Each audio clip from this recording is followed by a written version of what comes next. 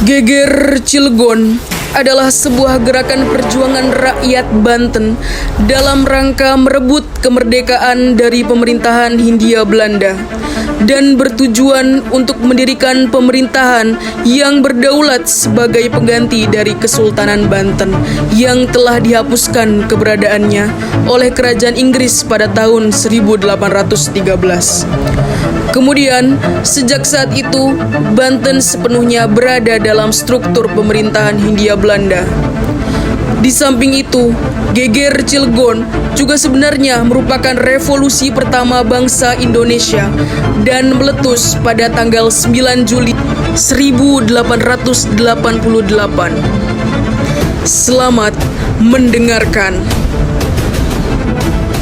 Pada tahun 1883, Gunung Krakatau yang terletak di Selat Sunda meletus dengan dahsyatnya, yang memakan korban puluhan ribu jiwa, sehingga menimbulkan dampak yang menyakitkan di daerah Banten.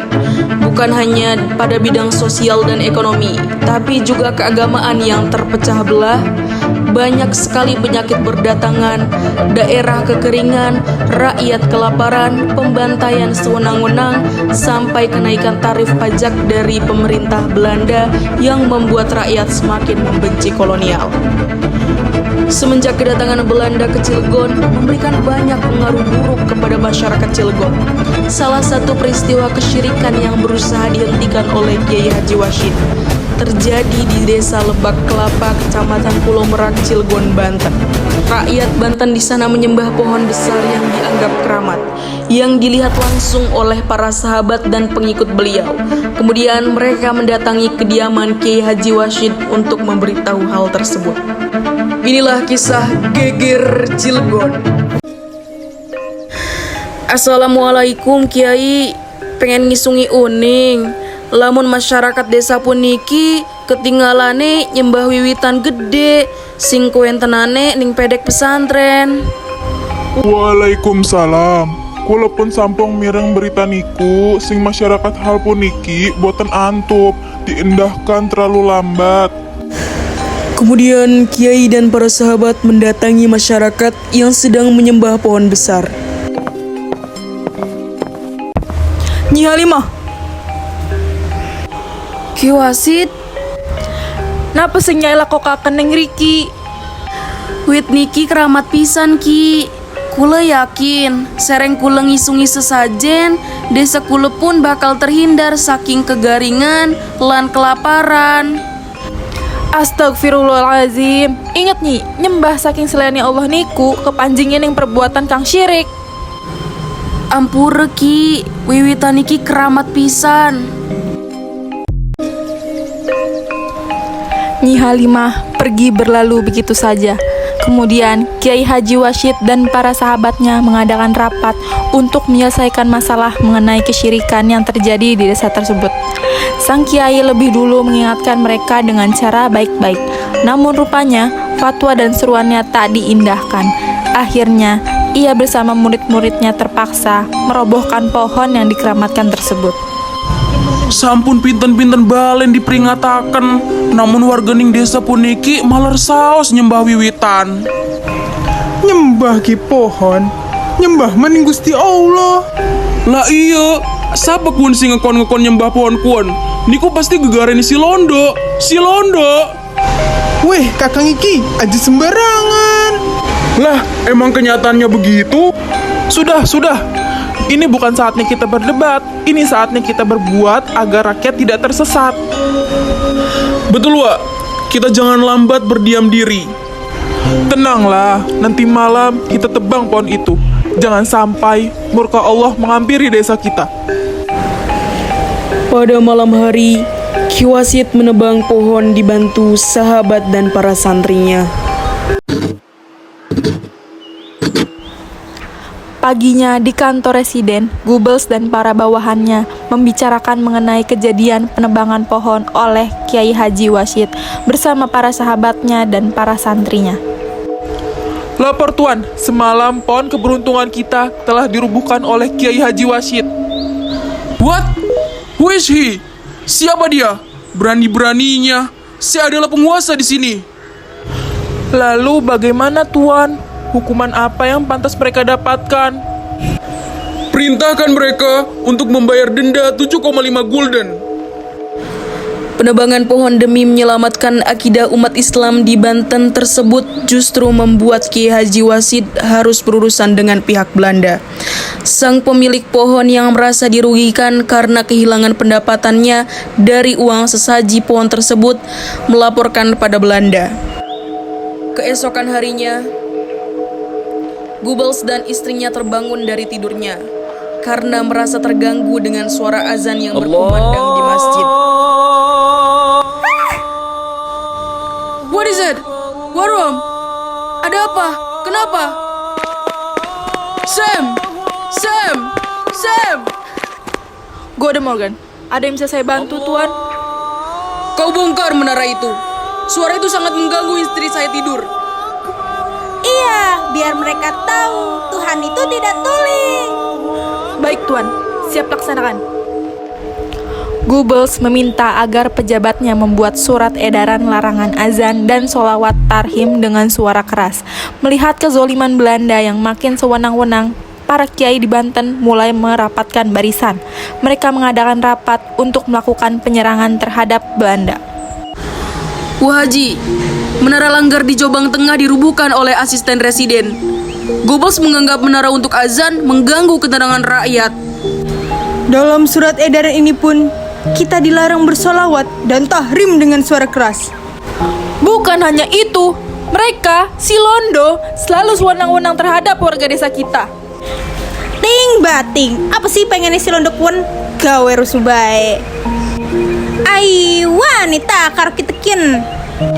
Wes meneng, aja wake omong. Sirkuan wake ngomong, tapi tindakannya kosong. Ai apa nih? Lagi emosi ki, lagi emosi. Hus menang, rebut bae. Kekejaman kolonial Belanda tidak bisa kita biarkan. Kita tidak boleh berdiam diri. Kita harus melakukan perlawanan. Betul Wak, kita bunuh saja orang kafir itu. Sebaiknya kita tangkap terlebih dahulu. Kalau mereka masih melawan, mungkin itu cara terakhir. Dan ingat, kita harus tetap berpegang teguh pada hati untuk melaksanakan jihad fisabilillah. Tidak ada ketakutan, tidak ada keraguan, karena itu wajib hukumnya bagi kita umat Islam. Pada saat itu, di Wasit selalu melakukan pertemuan di rumah-rumah kiai dan mengumpulkan berbagai kalangan pejuang dimulai dari para santri, petani, hingga rakyat jelata untuk melakukan penyerangan terhadap kolonial Belanda. Mereka melakukan rapat di kediaman Kiai Haji Marzuki. Ki Marzuki, bagaimana? Apakah semua persenjataan kita sudah siap? Tentu siap. Semua tugas sudah terbagi. Bagaimana kalau kita melakukan penyerangan pada tanggal 12 Juli? Menurut perkiraan saya, tanggal 12 Juli kuranglah tepat. Lebih baik tanggal 9 Juli. Bagaimana para anggota? Ya, setuju. Allahu Akbar. Allahu Akbar. Para anggota yang mengikuti rapat pun setuju atas keputusan bahwa penyerangan dilakukan pada tanggal 9 Juli 1888 dan mereka pun melafazkan takbir bersama.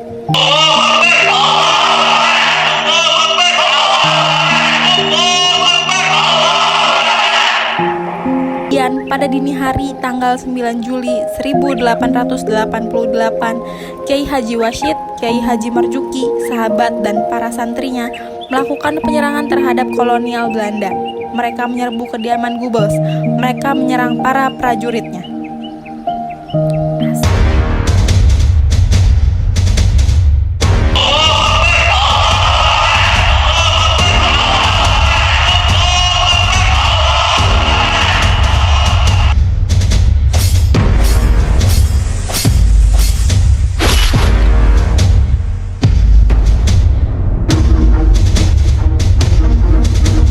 Inilah pertempuran yang sangat hebat antara para pemberontak dan kolonial Belanda. Peristiwa itu disebut sebagai Geger Cilegon.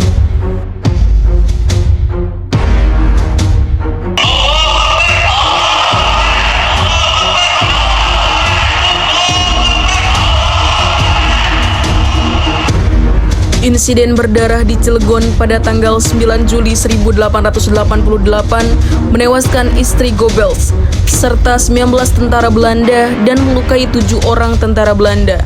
Selain menewaskan dan melukai pasukan Belanda, peristiwa yang terkenal paling heroik ini menyebabkan 30 orang umat Islam gugur sebagai syuhada dan 13 orang terluka.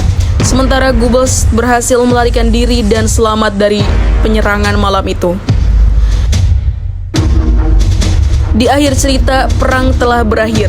Kiai Haji Washid sang pejuang yang menjadi pemimpin geger Cilegon tahun 1888 ditangkap dan dihukum dengan beragam penyiksaan oleh kolonial Belanda.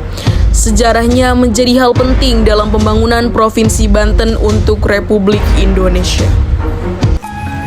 Geger Cilegon, bara yang menyala 9 Juli tahun 88. Rakyat Cilegon bangkit menentang tirani. Dipimpin oleh Kiai Haji Washid yang membawa obor perlawanan. Menggema suara azan mengguncang langit Cilegon. Ribuan massa bergerak menolak kezoliman, menuntut keadilan, menghapus penindasan, membela hak rakyat dan melawan kesewenang. Banggakan negeriku dengan kesungguhan. Kau coba lagi melangkah pasti memenangkannya, walau terdampar. Ceritamu terkenang penuh dengan perjuangan. Kau bersusah payah membuat perubahan.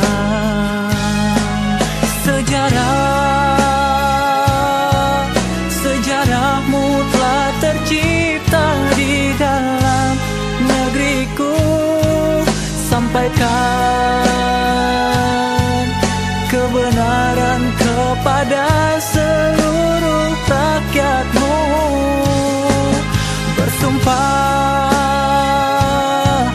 Bersumpah aku kan menjunjung tanah airku.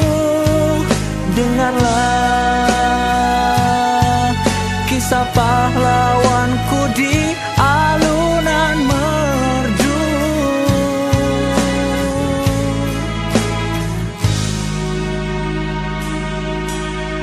Kau coba lagi melangkah pasti memenangkannya, walau terdampar.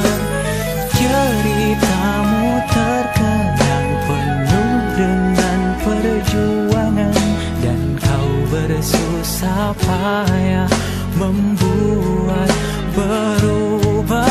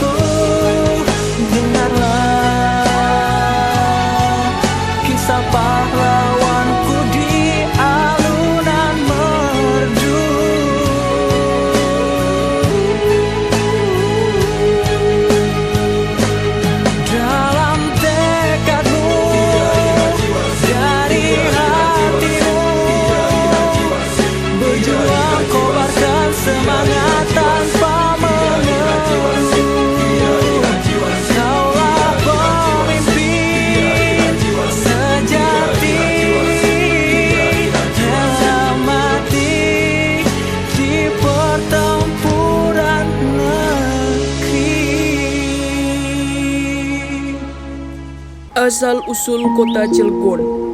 Cilegon merupakan sebuah kota yang terletak di Provinsi Banten.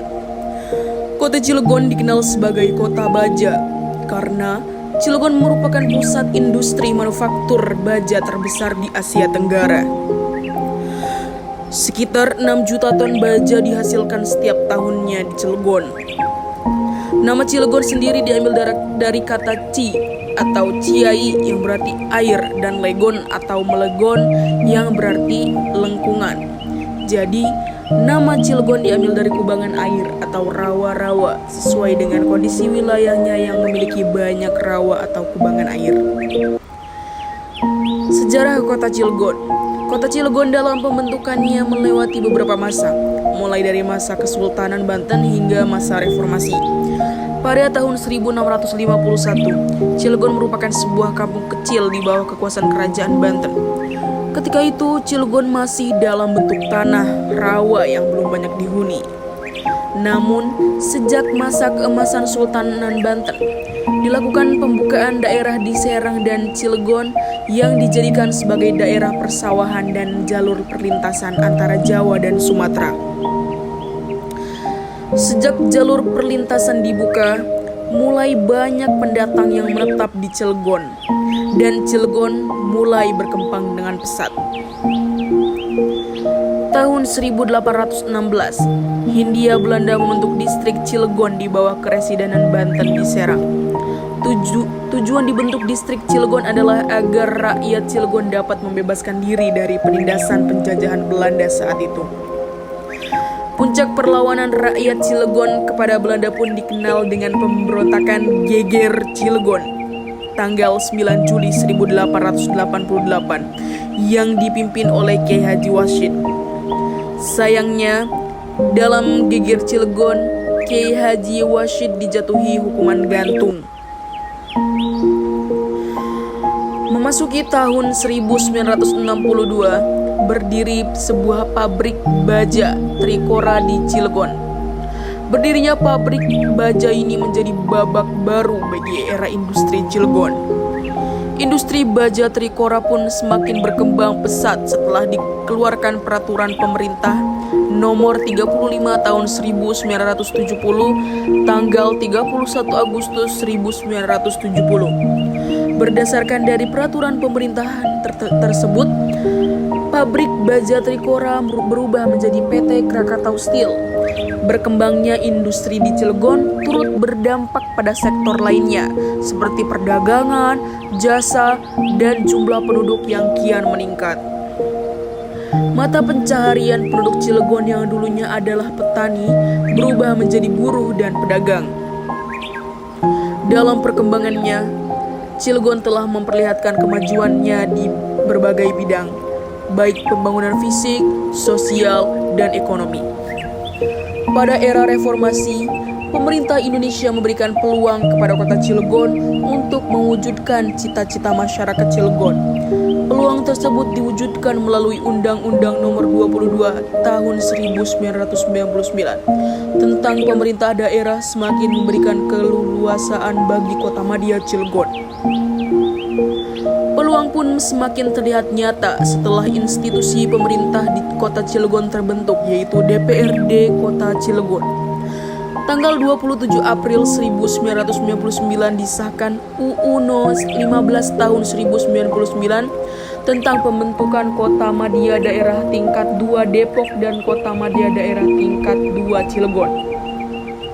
Selain itu, status kota administratif Cilegon berubah menjadi Kota Madya Cilegon dengan Dr. Andes Haji Tubagus Rifai Halir menjabat sebagai Wali Kota Cilegon.